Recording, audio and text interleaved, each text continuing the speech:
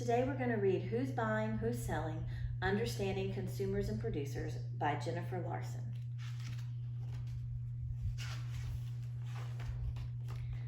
We have our table of contents: consumers, producers, buyers and sellers, cost and benefit, supply and demand.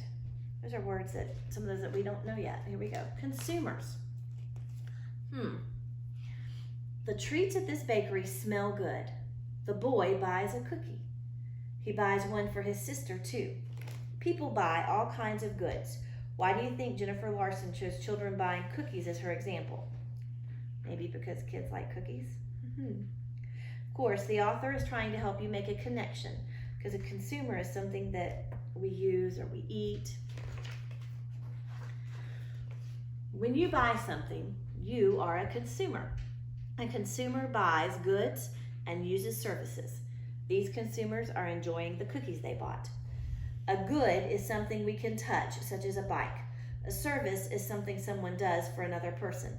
A person who fixes bikes provides a service. So the bike is a good, the guy fixing it is offering a service. Producers. Where do goods and services come from? People have jobs making goods and providing services. Dairy farmers provide a good. They raise dairy cows. The cow's milk is a good. Someone who makes a good or provides a service is called a producer. This man is making a good. He is making cheese. So now we're starting to see how these words fit together. Producers need resources to make goods and provide services. Resources are the things producers use to create goods and services.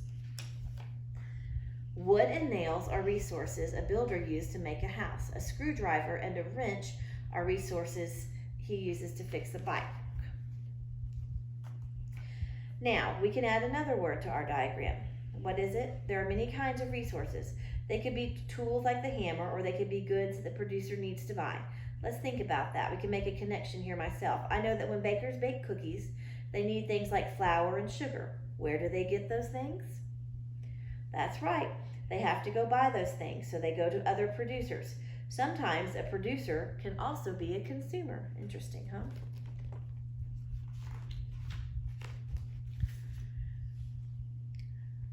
A baker has a lot of blueberries. She decides to make blueberry pies. These blueberries are a resource for the bakers.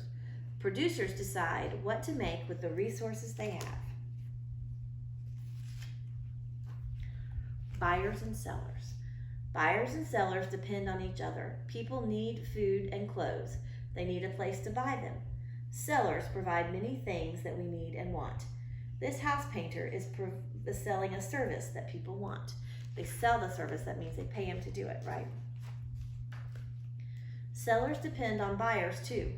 When you buy a good or a service, the seller earns money. Sellers earn the money that they use the money that they earn to buy the things that they need and want. It says this woman earned money by selling new homes to families. She can use that money to buy items such as clothing. And we're going to stop here and we'll read more tomorrow. Thanks for listening.